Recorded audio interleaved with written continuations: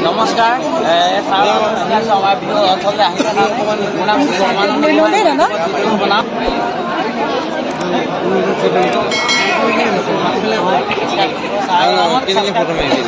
thank U ভাল video' বনাই যাম ভৱিষ্যতেও আগুৱাই যাম আৰু ছাৰ নামত লাইক এটা হৈ যায় প্লিজ থেংক ইউ আৰু ধন্যবাদ আৰু